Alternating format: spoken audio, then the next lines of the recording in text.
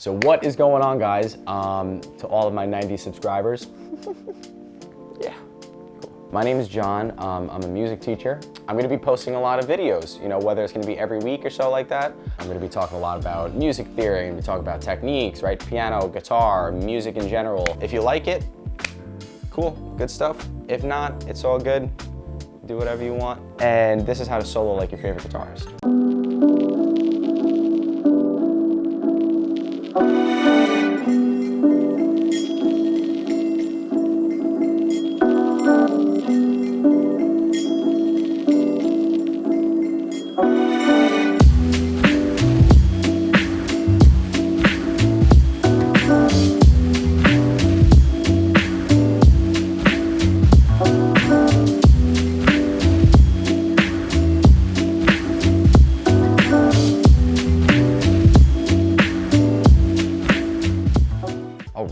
Here we go. I'm gonna kind of break this whole topic down into 4 different segments.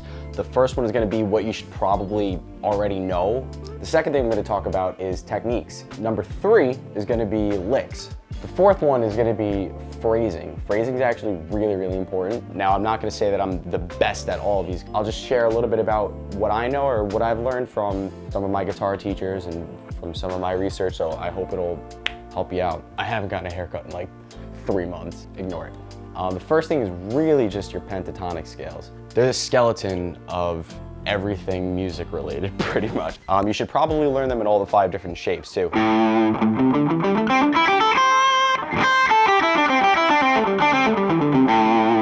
Kind of like the bare minimum, you should really know that. The next thing is you want to understand what type of style you want to play in. I'd say maybe pinpoint one type of style of music first that you really like, and then learn how to get good at that. So for me, it was just really rock. Everybody wanted to play, you know.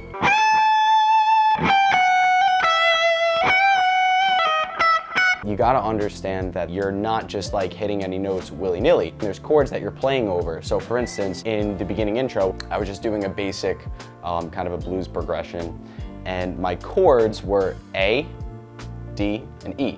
Simple enough, right? I had the chord progression kind of going in my head, and I was soloing over the chord shapes that you identify. So first thing is you got to understand what key you're in. Then you're going to need to understand what are the chords that you're actually playing. Something that completely changed my guitar playing was the caged system. If you don't know about it, 100% look it up, because I'm telling you, it's going to absolutely change your guitar playing. It's crazy. But you really don't want to get stuck into looking at everything as shapes, even though you can. The cage system, basically the theory behind it is that I have these different chord shapes, the C chord shape, A chord shape, G chord shape, E, and then D. And if I play those in different areas on the neck, theoretically I can play one chord 5 different ways. So for instance, if I take a C chord, right? That's the first letter in the acronym. Now if I want to play another C chord, I take this A shape and I move it up.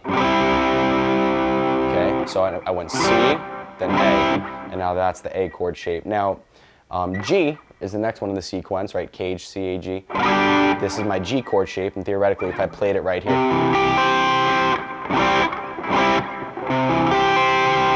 right? Now that's also a C chord. And then the next one would be an E chord shape, so you can play it like this, right? That's an E. If I bring it up to the 8th fret, that's also a C. Now the next one is D. That's a D chord shape, but I just play it in a different location on the neck, and it gives me all the different ways to play a C chord.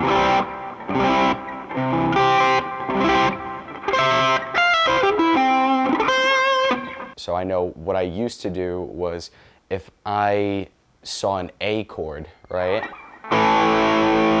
I immediately wanted to play the pentatonic scale that was based around that chord, right? But ever since I learned the different chord shapes, I know how to play all different licks around those different chord shapes. That lick that I did in the beginning. That was based around an A bar chord shape, so that was different than this. And I know right here is another way to play. It's another way to play an A chord, right? Let's branch into techniques. I could play the same note a million different ways. That's where you get style points. The first thing I want to talk about is note slides. Note slides is when you take one note and you slide it up to another fret, or you even slide it down to a fret. If you noticed in the beginning, I did that.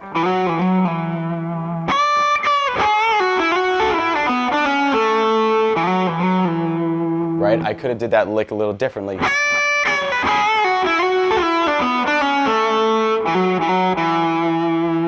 But it doesn't really sound the same, right? It takes away from the flavor a little bit, right? I could even bending a note and then sliding up to the note, right?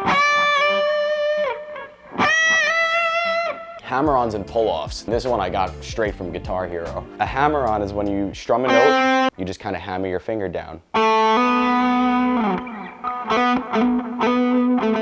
And a pull-off is when you do the exact same thing but in reverse. You start with one fret and you pull off to the fret that's underneath it.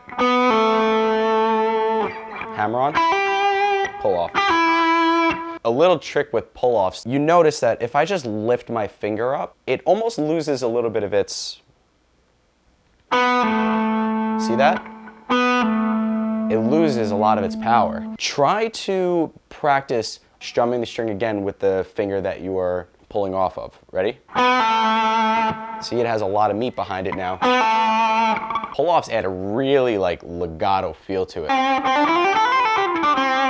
My favorite ones of all, bends.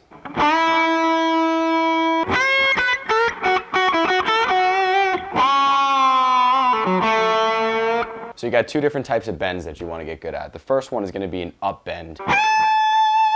A good way to practice this is you take one note, for instance, right? I'm just going to take this, whatever. And let's say I want to slide it up to that note right there. If I strum this fret, I'm going to have the actual pitch of that note that I'm trying to hit in my head. I want to go from here to here. I want to make sure you scoop up the note to beat that exact pitch. So if it's a little flat, you're going to hear it, right? Still flat. Still a little flat. See that? Much better. You can do the same thing doing down bends. You want to practice doing the same bend in both different directions. Up bend, down bend, up. So you should probably practice going up half steps, bending up whole steps, and bending up minor thirds. So this would be a half step bend, right? I'm trying to hit this note right here. Okay, now if I want to go up a whole step,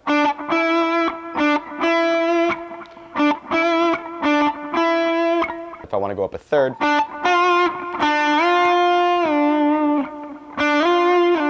I know Pink Floyd uses this all the time.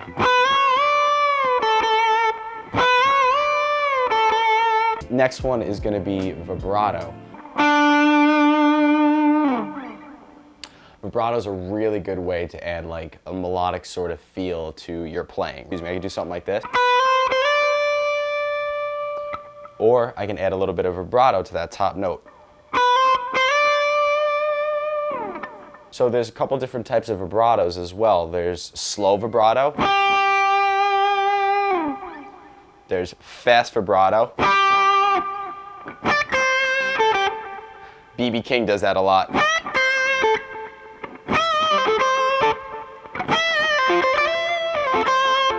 Kind of fun if you know how to use it. It takes a little bit more skill to develop a slower vibrato, a lot more control. So I'm not gonna say it sounds kind of cheesy and shitty sometimes when people do fast vibrato. It depends on your style. Like B.B. King obviously knows how to rip that, but it can almost come across as amateur a little bit if you throw it in there too much. If I'm trying to do like some type of legato solo, see how the slow vibrato sounds really good there? If I did a fast vibrato, it just wouldn't sound that good. Sounds a little cheesy. Try to combine vibrato with bends.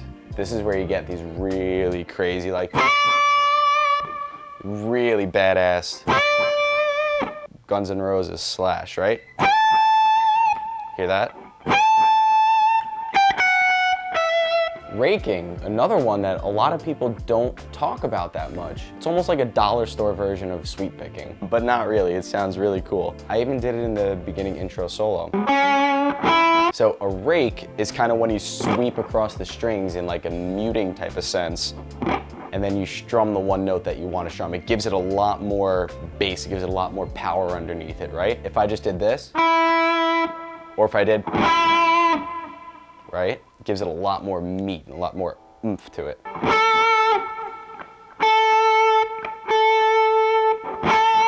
You could rake down and then hit a note. Or you could even rake up, right? I love doing those little up rakes. It's really, really cool. So you kind of rake while you slide down a fret or something like that, whatever you want to do, but adds a lot of style points, right? So I'm going to do the beginning intro solo, sort of. Did you hear that?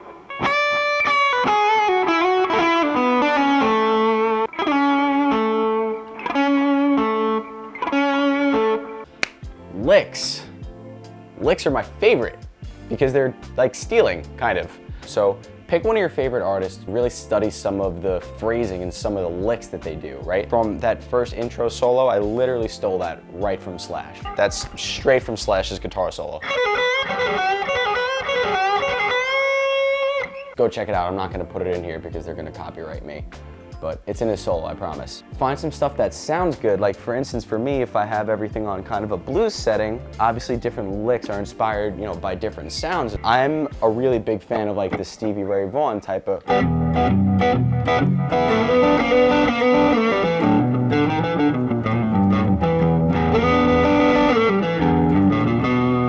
Right? That's a lick right there. If I go, right?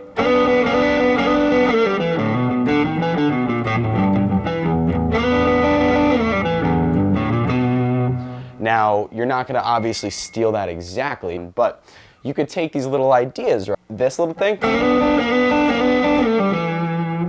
that was in Stevie Ray Vaughan's Pride and Joy. But then also, if you listen to Helpless by John Mayer, he also does that same exact thing, but in a different spot.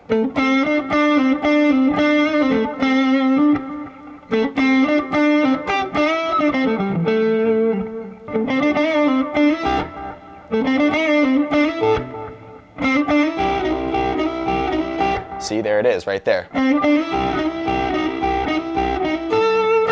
You could start kind of incorporating these things into your solos, right? And I know B.B. King is known for his super famous lick. So you could take these and you could kind of throw around some different ideas with them, right? And then that's how you start kind of developing your own style. Not to say that I kind of cheated, but I kind of cheated with that beginning intro solo. I stole that from Slash. Right there, that little rake, I kind of stole that from John Mayer. You find these things that your ear will gravitate towards. You start kind of incorporating it into your soloing. It's gonna sort of go into the caged system a little bit, but not too much.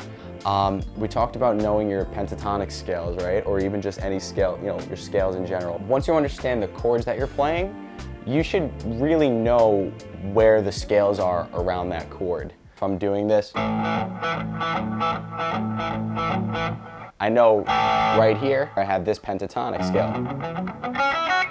And I also know that right over here I have the major scale.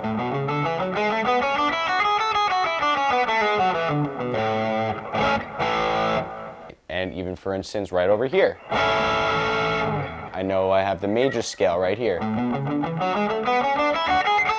And I know over here I have the major scale right here. When you learn these different chord shapes and you learn the scales that kind of go with it, you could start kind of finding your way to each chord shape. So I know if I play the A chord shape right here, I have, right, all that. Now if I go up to here, that's a D chord. Now I have that D pentatonic scale right there. I could take those scale shapes and use them in unison with the right chord shapes in the right location on the neck. So A, I could play the same exact lick over all those different chords, right?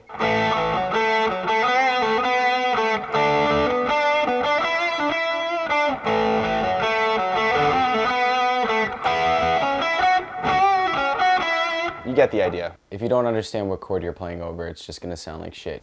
Pinch harmonics. A pinch harmonic is you take your thumb and immediately, like as you strum the string, you just barely tap the string with your thumb, which gives you that sort of. So for instance, it kind of emulates this, right? You know, if you go over the 5th, the 7th, and the 12th fret, you get these harmonics, the natural harmonics on the guitar. When you do that with your finger, you create an artificial one.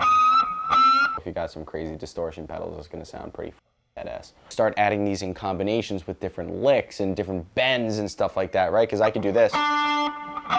It sounds okay, it's not bad, but if I do.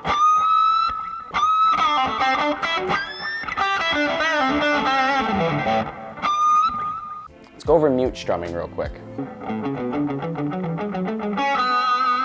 Mute strumming sounds intense when you do it right. Mute strumming is essentially when you take your palm and you put it over the bridge of the guitar, but not enough where it actually mutes the entire strings.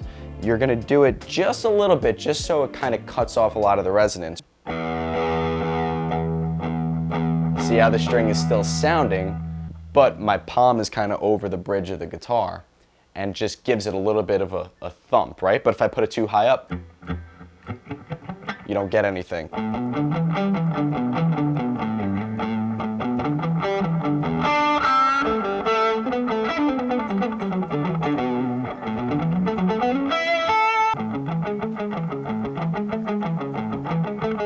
Okay, this next one, I don't really see a lot of people talking about it, and I'm really not entirely sure why. So when the chords change, so does your solo. What I want to talk about is transitions. How do I transition from one chord to the 4 chord, or from the 1 chord to the 5 chord? Start developing licks around transitioning from one chord shape to another. In the beginning, which kind of made this up myself,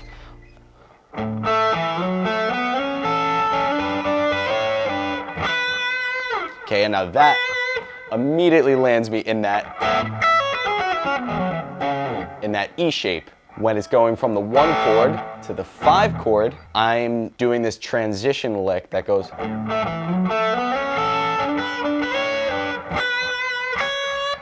I could just kind of play in the key of A.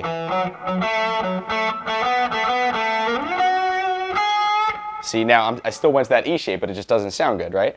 I made this little transition to get to where I wanted to go.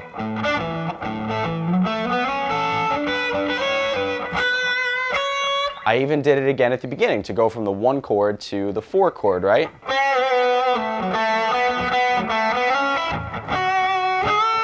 That was a little transition going from the A pentatonic all the way. This right here, this note is still in the A major pentatonic, but now I'm kind of rooting it around that D shape.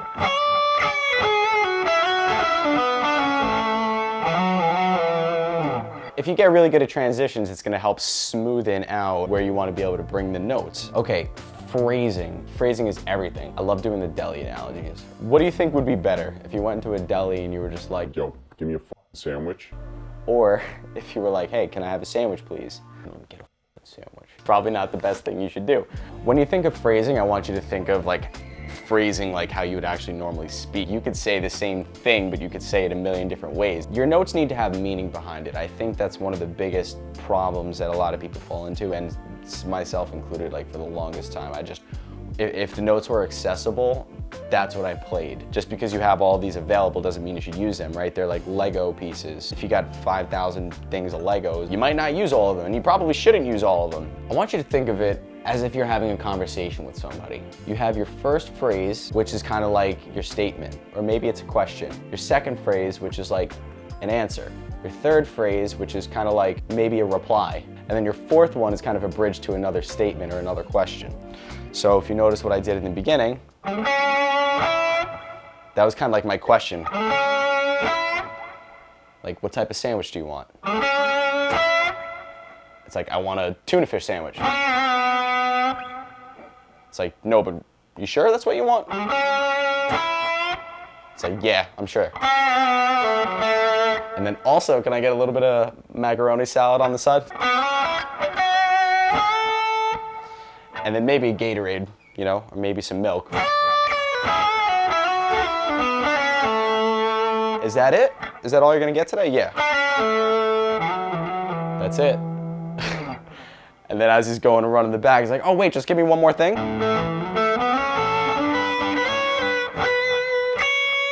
And then at the end is when you finally get your sandwich and you finally get to leave.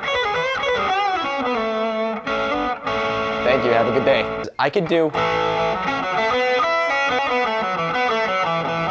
That's just me running up and down a scale. It sounds like garbage. When you start becoming intentional with your notes, it's gonna sound like a conversation. Last thing, I'm not gonna dive into this too much, but play with a metronome, please. I didn't do this for years. It screwed me up so bad. I feel like an old person, like telling you to like, be careful, don't do something. I'm not an old person, I'm just trying to protect you. Don't noodle in your room. None of this matters if you can't play it in a song, so you have to play it to a metronome.